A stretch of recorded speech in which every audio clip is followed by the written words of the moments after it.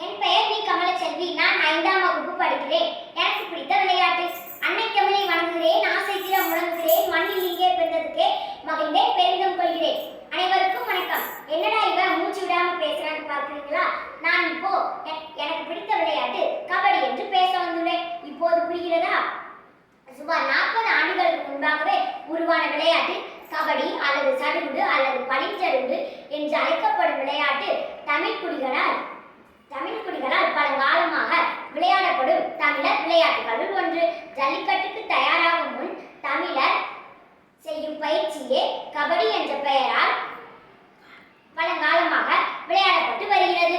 ஆடவர் மகளிர் என இருவரும் இந்த விளையாட்டினை விளையாடி மகிழ்வர். மூச்சு பயிற்சியே இந்த விளையாட்டின் அடிப்படை நோக்கம்.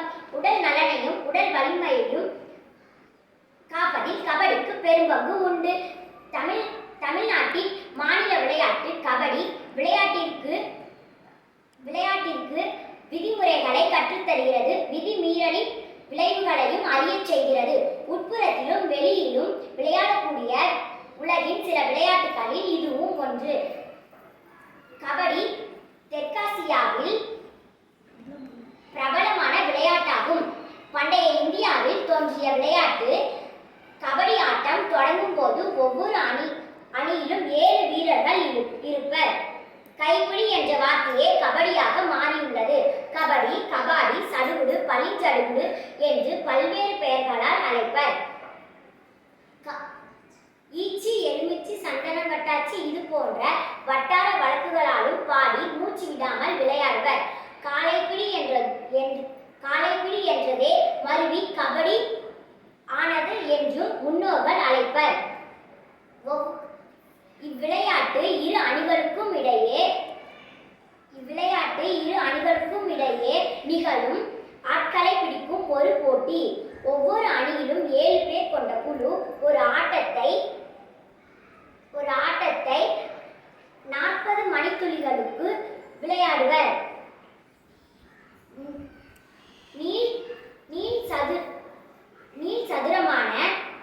நீள்சதுரமான ஆடுகளத்தை ஒரு நடுக்கோட்டால் 2ஆக பிரித்து ஒரு பகுதிக்கு ஒரு அணியாக 2 அணியினர் இருப்பர்.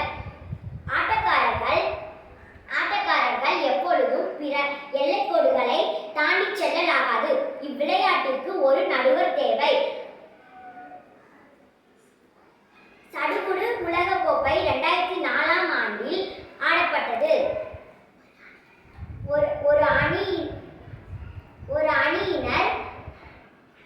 ஒரு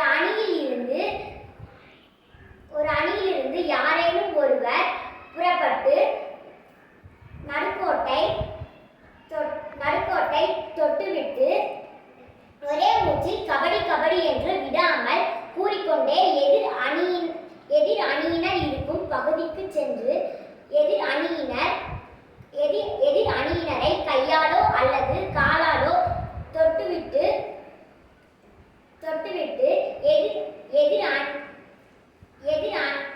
எதிர் அணியினரிடம் பிடிபடாமல் நடுக்கோட்டை தாண்டி சென்று தமது அணிக்கே திரும்பி வர வேண்டும்.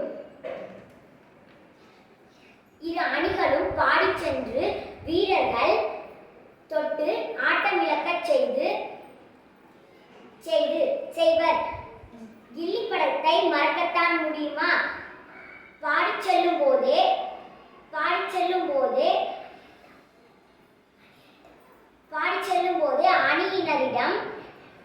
அணியினரிடம் ஆட்டமிழப்பர்.